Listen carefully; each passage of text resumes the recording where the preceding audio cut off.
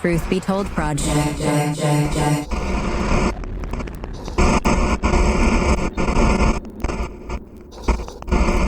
I hear a lot of adults say this all the time.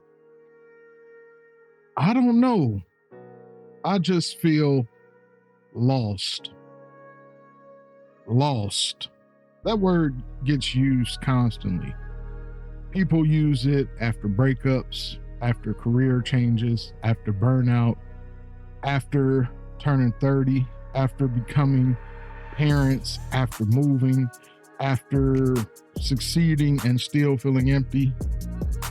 Lost. And it sounds like such a simple sentence. But I've started to think it's one of the most misleading self-diagnosis people use, because lost sounds like you have no direction, like you're wandering in a fog, like the map disappeared.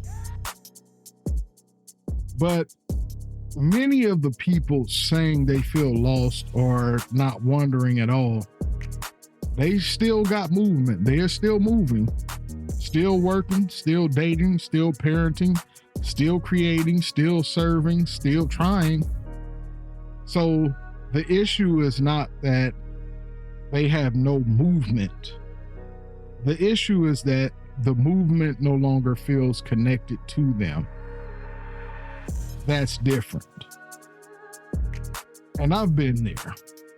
And I think that distinction matters, because if you keep calling yourself lost, you will spend all your energy trying to find direction.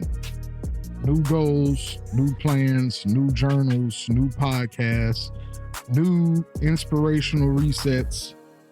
But what if the direction isn't the first missing ingredient? What if the deeper issue is this? The life you are actively maintaining no longer matches the internal blueprint you actually need. Meaning, you're not directionless, you're misdesigned. And misdesigned feels a lot like loss when you don't yet have language for misalignment. That's what I want to inspect today, because some of us are not standing in an empty field with no path. Some of us are walking the path every day that quietly feels less and less like ours. And those are not the same problem. Let me explain what I mean by misdesigned. A misdesigned life is not necessarily a chaotic life. That's the first misconception. Sometimes a misdesigned life is a very organized life. Schedules, responsibilities, routines, achievements, commitments. People can be deeply productive inside structures that do not fit them. So the issue is not always disorder. The issue is mismatch. Misdesign is when the external systems of your life no longer align with the internal truth of who you are, what you value, what you need, or what season you are actually in. Again, misdesign is when the external systems of your life no longer align with the internal truth of who you are, what you value, what you need, or what season you are actually in. Listen to that slowly. Read that again mentally, because this is subtle.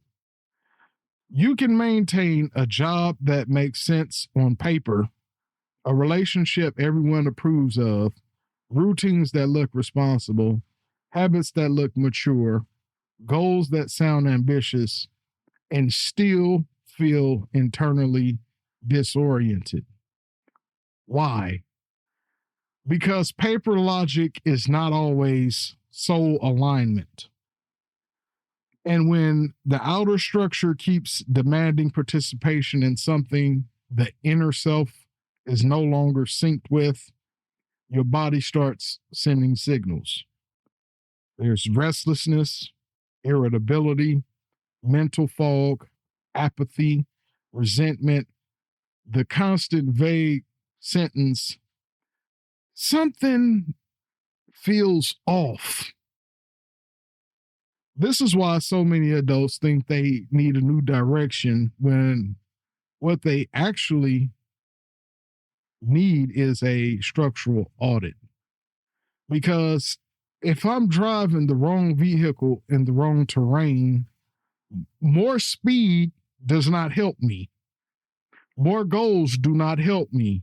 More productivity does not help me. More inspirational content does not help me. I need to ask a much less glamorous question. Why does the current structure no longer fit? And there are a lot of ways this happens. Sometimes you built your life around old versions of yourself, the survival version, the approval seeking version, the hustle version, the hyper responsible version, the peacemaker version. And now that version is tired, but the architecture is still standing. Sometimes you built your life around inherited expectations, family expectations. If you're in church, you have church expectations, cultural expectations, success expectations, good adult expectations. And you climbed into a structure everybody praised, only to realize you don't emotionally live there. Sometimes you built your life around urgency instead of intention. Just doing what had to be done, what paid, what worked, what was practical. And practical decisions stacked up so high they became an entire life without ever being deeply chosen. That happens more than people like to admit. And because none of this looks like dramatic failure, people default to saying, I just feel lost. No, not always. Sometimes you feel the friction of living inside architecture that no longer fits your current truth. That friction is misdesigned. And friction creates fatigue because it takes energy to repeatedly participate in a life that doesn't feel authored. Think about that. Every day you wake up and move through systems, conversations, obligations, expectations, and routines, and technically function, but don't internally resonate. Of course, you feel drained. Of course, you feel confused. Of course, motivation is hard. Misdesign creates invisible resistance.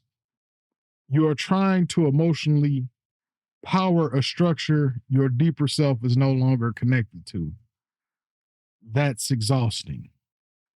This is why feeling lost can be such an incomplete diagnosis.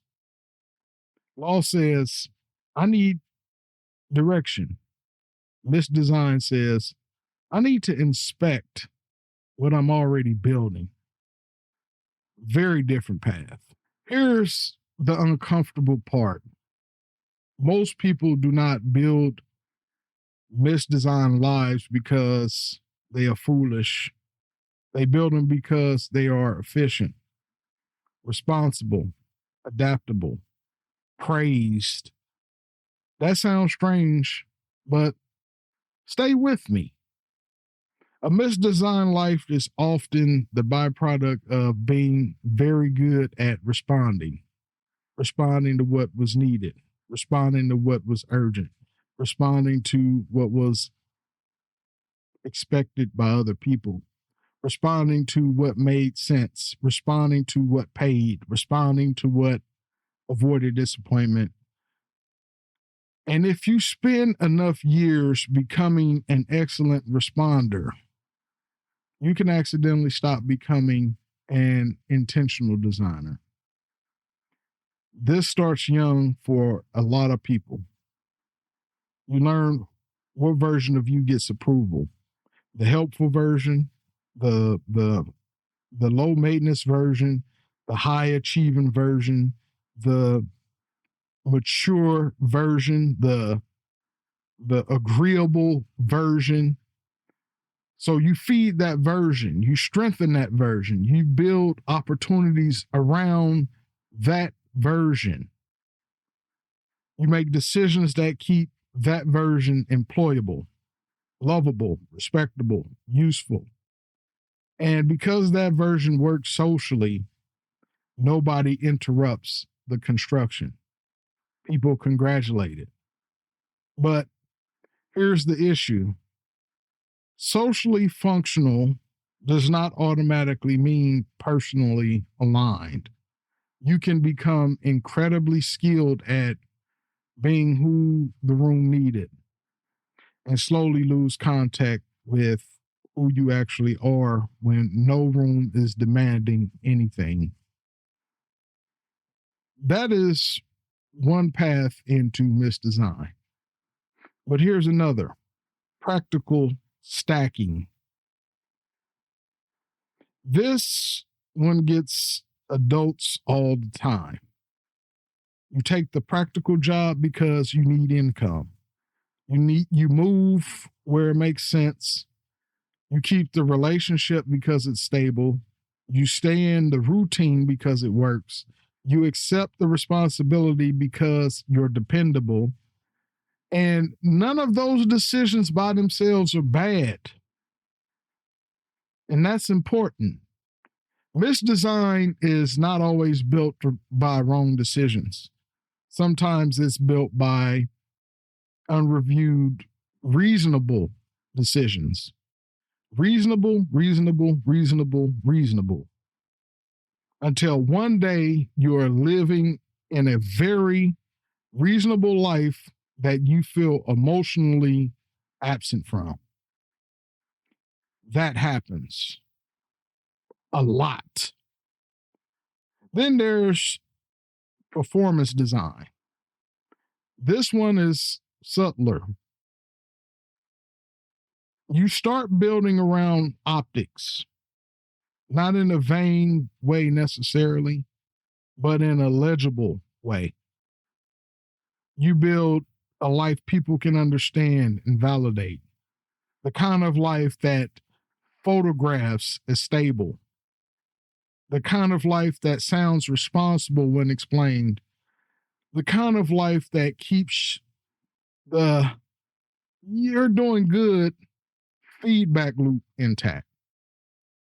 And sometimes those external validations become so loud that they drown out quieter internal signals like, "I'm not fulfilled here. I don't feel honest here. This routine is draining me. This role no longer fits me. This relationship feels performative. This success doesn't feel like mine." But those quieter signals are inconvenient because hearing them may require redesign, and redesign is disruptive. So many adults choose continued functionality over structural honesty. Not because they're fake, because redesign costs energy, and because everyone around them keeps saying, "You're doing great."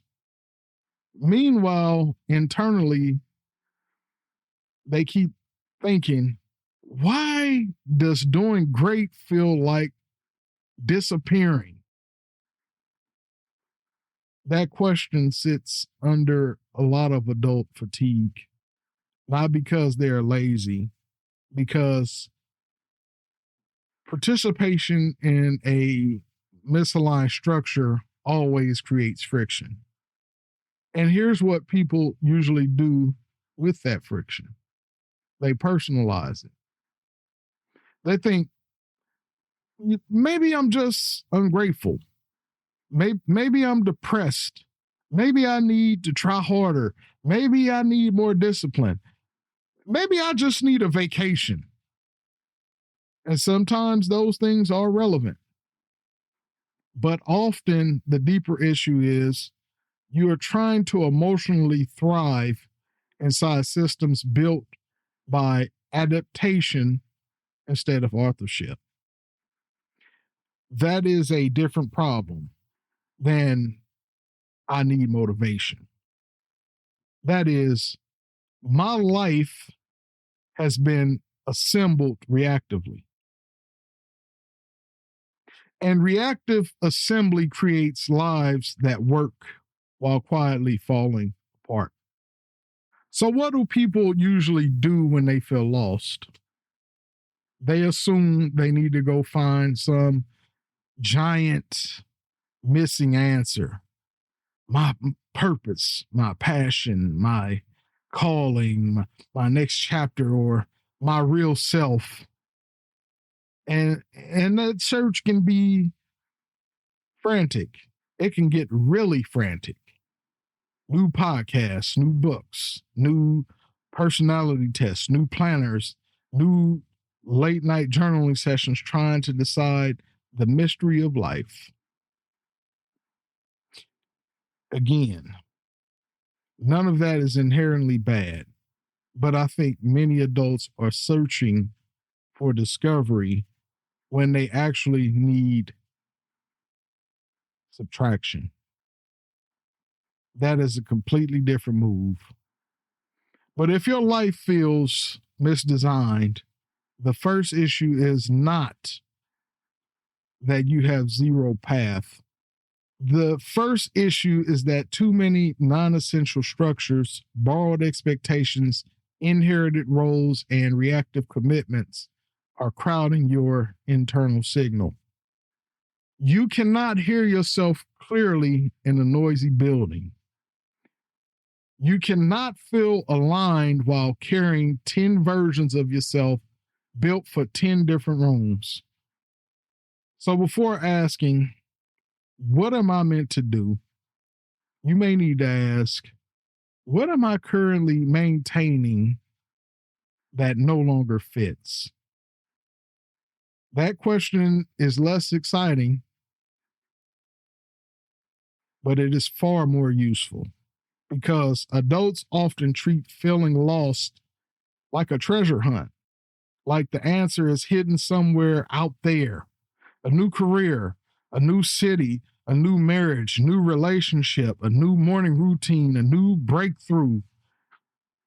Sometimes change is needed, but external movement does not automatically solve internal misdesign. You can move the same misaligned architecture into a new zip code.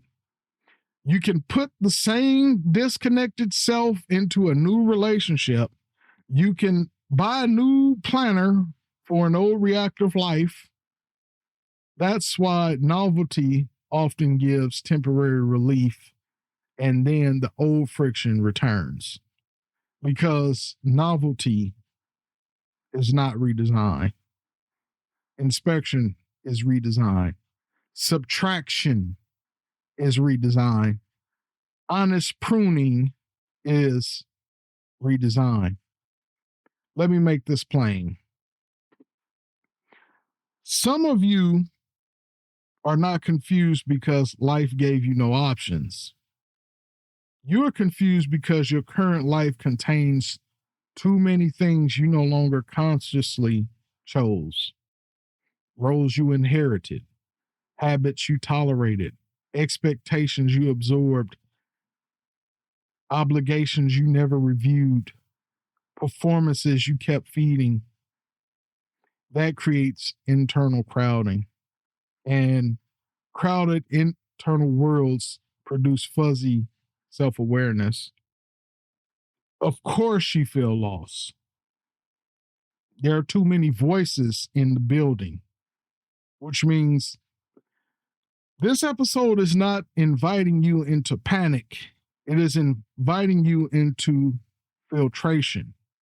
Not go find a brand new self, but start removing what is false, stale, borrowed, performative, and outdated. Because sometimes clarity is not discovered.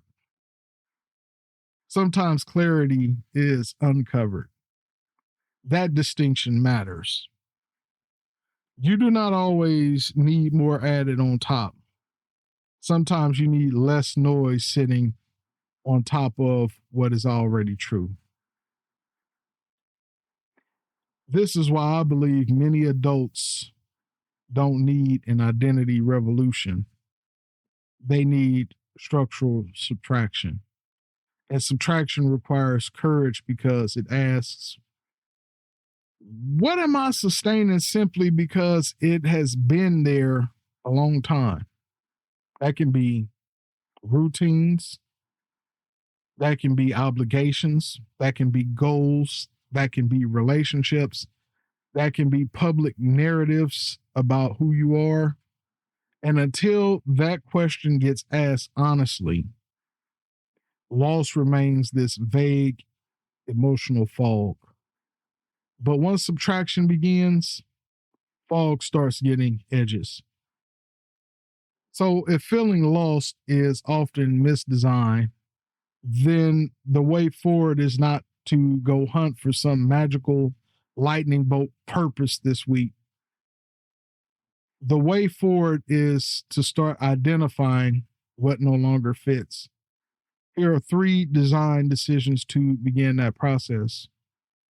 Design decision 1, run a structural fit audit. I want you to make a simple list of the major structures currently occupying your life. Not feelings, structures. Write down your daily routine, your job or work rhythm, your key relationships, your weekly obligations, your major goals, your habits, your social commitments, your digital habits. Now, beside each one, ask this: does this still fit who I am, what I value, and what season I'm actually in? Or am I maintaining it because it has momentum? That question is going to expose things because momentum can make outdated structures feel necessary. Just because something has been there for a long time does not mean it still belongs there. Some of you are maintaining systems that fit a previous version of you. This audit helps you spot that. Design decision 2, identify borrowed commitments. This one is huge. Look at the things consuming your time, energy, and identity and ask, which of these did I consciously choose and which did I absorb because they seemed expected, practical, or impressive? Borrowed commitments are sneaky. You could spend years loyal to goals that were inherited, standards that were borrowed, timelines that were socially downloaded, roles that were accepted without review. And because borrowed commitments often look responsible, nobody questions them. You have to question them. This week, circle at least one commitment in your life that feels more inherited than intentional. That is an important piece of data. Design decision 3, remove one misaligned maintenance loop. This is where people usually freeze because they think redesign means immediate giant upheaval. No, we are not blowing up the whole building. We are interrupting one maintenance loop. A maintenance loop is anything you keep feeding simply because it is already running. Examples: a draining social obligation, a routine that no longer serves you, a habit you keep because that's just what you do, a performative responsibility, a digital behavior that clutters your mind. Choose one loop and reduce, pause, or remove it this week. Why? Because subtraction creates signal. When the noise lowers, clarity rises. And many adults have no idea what they actually feel because every day is full of maintenance. This one removal creates room to hear yourself, room to notice friction, room to recognize what is actually yours. Please understand, clarity usually does not arrive because you found one inspirational sentence. Clarity arrives because you finally created enough internal space to detect what was being drowned out. That's what these moves are doing. We are making space. We are exposing fit. We are reducing borrowed architecture. That is the beginning of redesign. I think a lot of adults are being unfair to themselves.